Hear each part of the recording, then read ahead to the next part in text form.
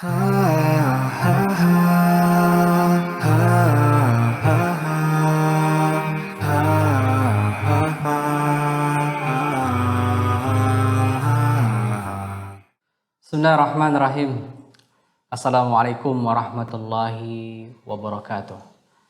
Alhamdulillahirabbil alamin. Wa bihi nasta'in ala umuri dunya waddin. Alhamdulillahi bi ni'matihi tatimmus salihah. Segala puji bagi Allah, Tuhan semesta alam. Allah Subhanahu wa taala yang dengan nikmatnya, rahmatnya ya Allah terus berikan kepada kita. Mudah-mudahan dengan banyaknya nikmat Allah berikan tersebut tetap membuat kita hamba-hamba yang selalu bersyukur. Abdan syakura, hamba yang tahu sekali dengan nikmat yang Allah telah berikan kepadanya. Sehingga dengan nikmat-nikmat tersebut menambah keimanannya kepada Allah dan membuat dia semakin menjadi hamba-hamba yang taat. Kaum muslimin yang dimuliakan Allah Subhanahu wa taala, kembali dalam acara kita di Nu'min Sa'ah. Beriman sejenak, menambah keimanan kepada Allah yang mudah-mudahan dengan apa yang kita sampaikan kiranya bisa menjadi di antara penambah keimanan, kembali membuat kita tersadar, kembali membuat kita bersemangat dalam kebaikan. Kaum muslimin yang dimuliakan Allah, sebagai makhluk sosial, sebagai manusia yang membutuhkan interaksi, membutuhkan hubungan sosial, ada kalanya kita butuh pertolongan dan ada pula kalanya kita diminta untuk memberikan pertolongan. Ya, mungkin ada yang kita bisa memberikan bantuan tersebut, atau juga kita bisa mampu untuk menolong saudara kita tersebut. Tapi ada kalanya ada keterbatasan yang kita tidak mampu. Nah, kita perlu tahu penting sekali memahami betapa besarnya keutamaan menolong saudara-saudara kita. Walaupun terkadang kita tidak mampu menolong karena keterbatasan yang kita miliki. Baik itu dari segi material atau juga dari segi bantuan tenaga yang kita tidak mampu. Namun setidaknya ketidakmampuan kita tersebut ketika kita benar-benar memiliki niat untuk memberikan pertolongan, maka telah dicatat satu kebaikan untuk kita, hanya sekedar berniat untuk kebaikan tersebut. Ada sebuah kisah, yang ini adalah kisah nyata yang dialami oleh diantara ustadz kita dengan jamaahnya. Yang ustadz ini heran ya melihat jamaahnya ini, dia sudah tua, kiranya bersama istrinya berangkat haji bersama bareng. Dan hajinya itu bukan haji sembarangan, haji ONH+. Artinya dia butuh besar dana untuk apalagi sampai 2 orang berangkat. Nah, ketika ditanya bagaimana dia bisa melakukan itu, maka dia katakan, Ustaz, saya tidak tahu ya. Artinya rezeki itu datang dengan sendirinya, tanpa disangka-sangka. Awalnya saya berniat bersama istri ya, ketika berangkat itu umroh ya. Dia katakan nanti kita kalau ada uang lagi pulang, kita coba bangunkan jalan di kampung kita itu. Maka pulang dari umroh kami pun memperbaiki atau membenarkan jalan tersebut sehingga orang-orang lebih mudah, lebih nyaman ketika melewati jalan tersebut. Nah, tak lama setelah itu datang rezeki lain. Akhirnya kami bisa kembali berangkat. Dan begitulah terus dan terus. Awalnya kami niatkan saja untuk memberikan kemudahan, untuk memberikan pertolongan kepada orang banyak. Nah, ini senada sesuai dengan apa yang disampaikan oleh Rasulullah SAW dalam banyak hadisnya.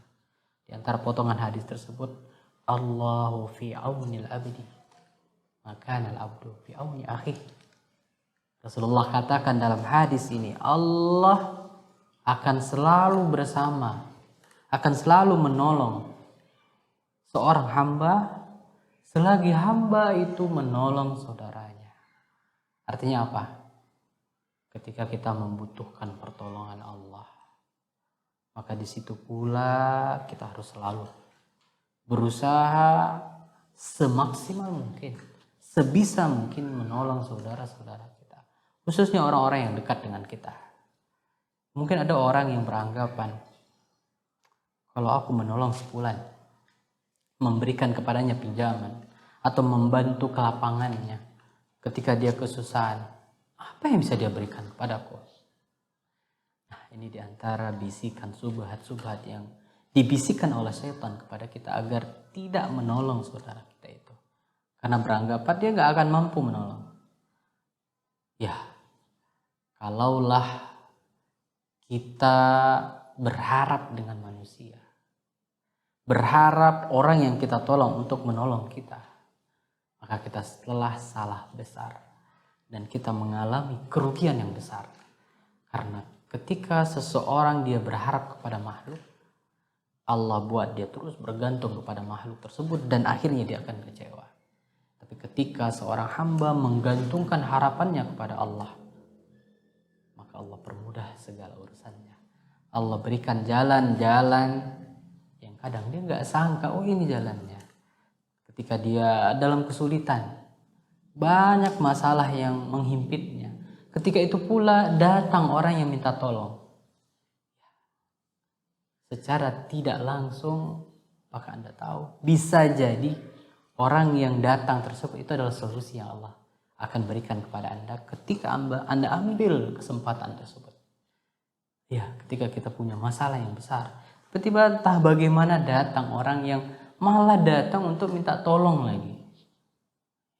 Bisa jadi husnuzonnya kita kepada Allah lewat orang ini pula, nanti Allah selesaikan pula masalah kita.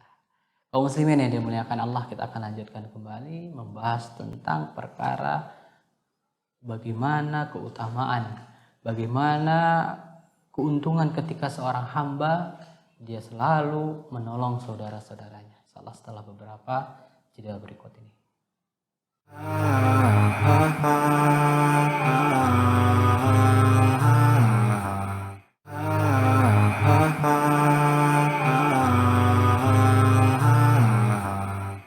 Ya baik kaum muslimin yang dimuliakan Allah, kita lanjutkan kembali pembahasan kita di acara Nu'min Sa'ah tentang keutamaan atau juga perkara yang mendatangkan kebaikan untuk kita ketika kita selalu berusaha menolong saudara-saudara kita.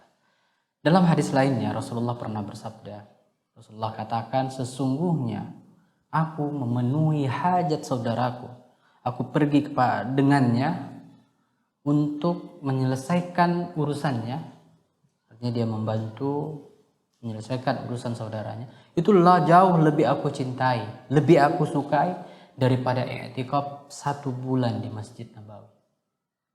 Allahu Akbar. Coba lihat kaum muslimin yang dimuliakan Allah.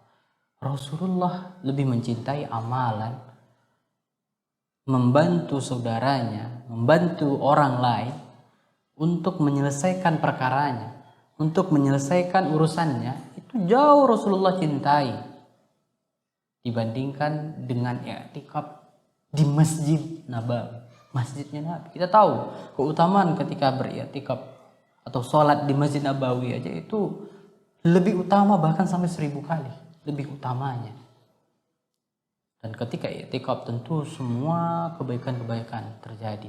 Di sana ada tilawah, zikir, sholat, puasa dan lain sebagainya. Amal ibadah semua. Dan ternyata amalan membantu menolong saudara atau orang lain itu lebih besar, lebih disukai oleh Rasulullah dibandingkan dengan i'tikaf tersebut. Maka kita nggak bisa memandang remeh atau kita merasa ya sia-sia atau biasa saja amalan ini. Ini adalah di antara amalan yang dicintai oleh Nabi SAW. benar. Rasulullah sallallahu alaihi wasallam pernah bersabda dalam hadis lainnya lagi, khairun nas anfa'ulin nas. Sebaik-baik manusia, sesempurna manusia itu adalah dia bermanfaat untuk manusia lainnya. Dia berguna bagi manusia lainnya. Kehadirannya adalah kehadiran yang diharapkan, kehadiran yang dirindukan, kehadiran yang selalu memberikan banyak manfaat bagi orang lain. Dan seburuk-buruknya manusia, ketika kehadirannya malah tidak diharapkan, malah datangnya dia membuat orang menjadi pergi, membuat orang menjadi jauh, membuat orang menghindarinya. Maka benar Rasulullah katakan, al-muslim man salimal muslim. Seorang muslim adalah orang yang selamat dirinya atau orang lain dari kejahatan lisan dan tangannya. Nah, coba kaum muslimin yang dimuliakan Allah, betapa mulianya agama kita, betapa luar biasanya sampai perkara yang satu ini. Ada seorang keturunan Nabi sallallahu alaihi wasallam, Rasulullah sallallahu alaihi wasallam, Zainal Abidin. Beliau terkenal orang yang wara', seorang alim yang luar biasa. Dia memiliki kebiasaan. Dia memiliki kebiasaan di malam hari, bahkan kebiasaan ini gak diketahui oleh istrinya. Kita tahu kalau orang yang paling paham, paling kenal, paling mengetahui diri kita adalah orang yang terdekat dengan kita. Di antaranya adalah istri kita sendiri. Nah, Zainal Abidin ini, dia memiliki kebiasaan yang kebiasaan itu bahkan tidak diketahui oleh istrinya sendiri. Keluar di malam hari, dia bawa gendong sekarung gandum, kemudian dia bagi-bagikan di depan pintu-pintu kaum muslimin, orang-orang miskin. Dan itu tidak diketahui oleh mereka. Orang yang diberi ini nggak tahu siapa yang ngasih makanan tersebut. Dan itu berlalu bertahun-tahun sampai tibalah waktunya Zainal Abidin meninggal, wafat. Dan orang yang memandikannya heran ketika melihat jasadnya Zainal Abidin itu di belakangnya itu hitam. Ada bekas seperti biratan. Yang ternyata itu adalah bekas karena seringnya dia memanggul sendiri karung gandum yang dia bagi-bagi itu. Nah, ketika setelah sebulan 2 bulan berlalu, heboh. Kaum muslimin ketika itu pada bertanya-tanya, mana orang yang selama ini biasa memberikan makanan kepada kita. Mereka pada heran, kemana pergi? Maka ketika ditelusuri, didapatilah ternyata yang melakukan itu adalah Zainal Abidin. Seorang alim, seorang abid yang luar biasa. Bahkan dia benar-benar menyembunyikan amalnya. Di saat-saat ini kita malah seolah-olah berlomba-lomba menunjukkannya. Seolah-olah kita ingin memamerkannya, ini pemberianku. Bahkan kita mengambil keuntungan dari pemberian-pemberian tersebut, ingin dipanggil oleh orang sebagai orang yang murah, dermawan, orang yang baik dan lain sebagainya. Memang benar, ada kalanya kita memberikan pelajaran seperti itu agar orang mencontoh. Namun ini sekali lagi adalah perbuatan hati. Kembali kepada hatinya. Dan hati kita mudah sekali berbolak-balik. Maka ulama-ulama kita menasihati berkali-kali, perbarui niatmu. Tanya niatmu ketika kita beramal. Ketika kita mau beramal, luruskan niat. Ketika sedang beramal, tanya kembali niat. Ketika setelah beramal, kembali disuruh perbaiki niat. Karena amalan tersebut bisa hilang, bisa terhapus, atau bisa berkurang amalnya disebabkan niat yang telah berubah tadinya. Kaum muslimin yang dimuliakan Allah, dari sini kita tahu benar sangat erat kaitan antara niat. Ketika kita membantu saudara kita, betul-betul niatkan, la nuridu minkum jaza wala syukur. Gak kuharapkan dari kalian itu balasan atau bahkan kata-kata terima kasih, aku tidak berharap. Ini yang sebenarnya. Sebenarnya ketika kita beramal, ketika kita membantu, menolong orang lain, ini yang kita harapkan. La nuridu minkum jazaa wala syukur. Nama nuridu, sesungguhnya kami menginginkan wajhullah. Yang kami cari adalah wajahnya Allah, keridoannya Allah. Nah, kaum muslimin yang dimuliakan Allah, insyaallah kita akan lanjutkan di segmen yang terakhir setelah beberapa jeda berikut ini.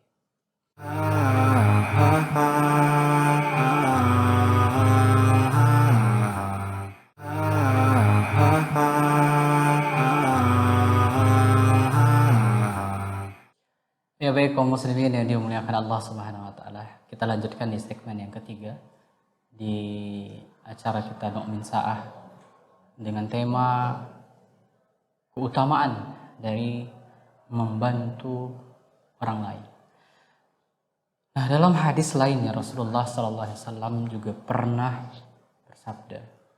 Rasulullah pernah bersabda yang mana beliau menyampaikan dalam hadisnya, menafasa, barang siapa yang membantu seorang muslim dalam kesusahan, maka Allah akan menolongnya di hari kiamat, di waktu manusia seluruhnya kesusahan. Dan yang kedua kalimatnya, dan barang siapa yang meringankan beban seorang muslim, maka di hari kiamat Allah akan meringankan bebannya, meringankan kesulitannya. Allahu Akbar.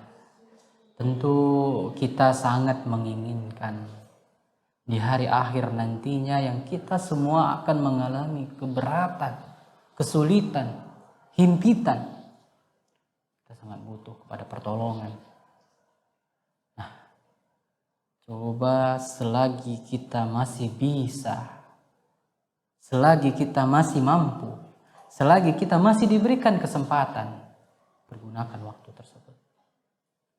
Inilah waktu usaha kita untuk meringankan nantinya.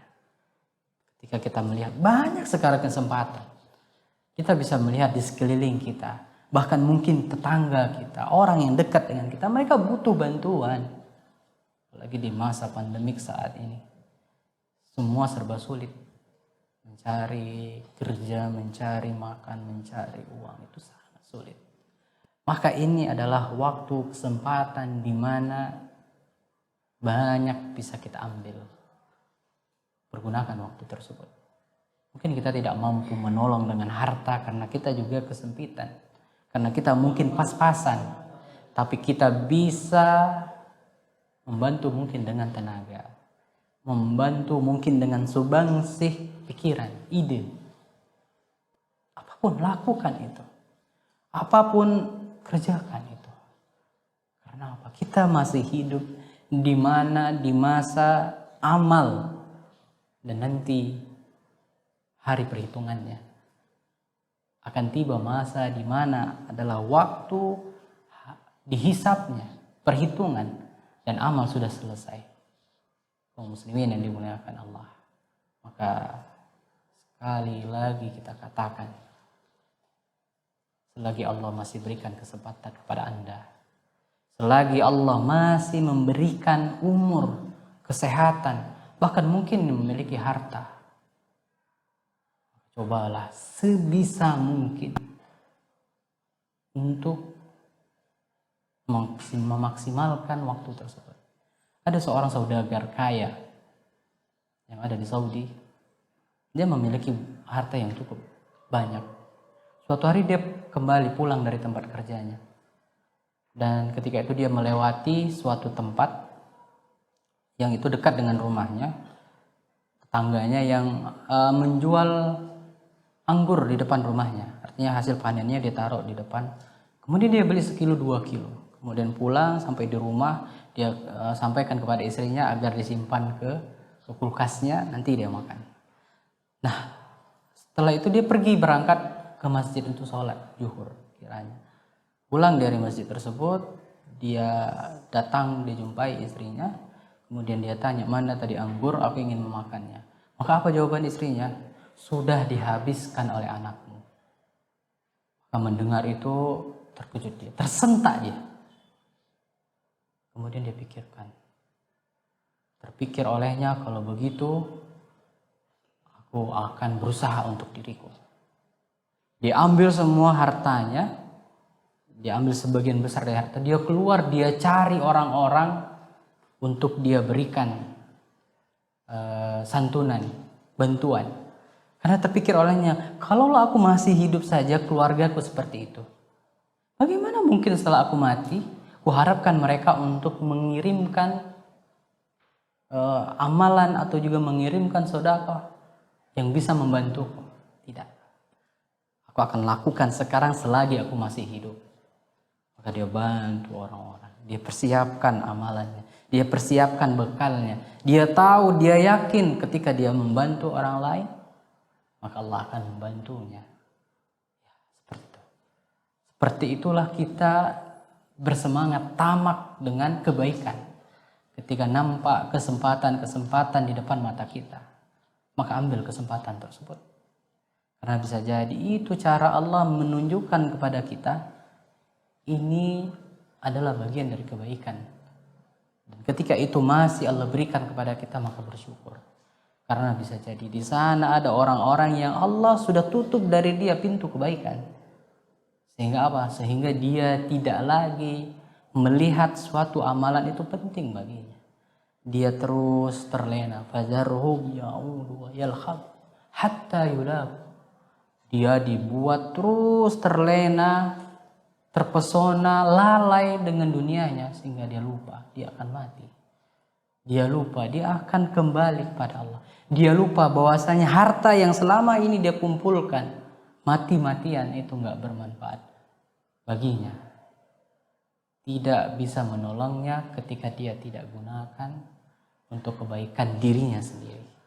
Nah, kaum muslimin yang dimuliakan Allah Subhanahu wa taala, maka sekali lagi kita ingatkan kembali untuk kita semua, nasihat untuk diri saya pribadi, untuk kiranya terus dan berusaha terus memaksimalkan apa yang bisa kita ambil dari pelajaran yang kiranya membuat kita semangat pada kebaikan. Mudah-mudahan bermanfaat kaum muslimin yang dimuliakan Allah. Kita tutup dengan doa kafaratul majlis. Subhanakallahumma wa bihamdik, asyhadu an la ilaha illa anta, astaghfiruka wa atubu ilaik. Assalamualaikum warahmatullahi wabarakatuh.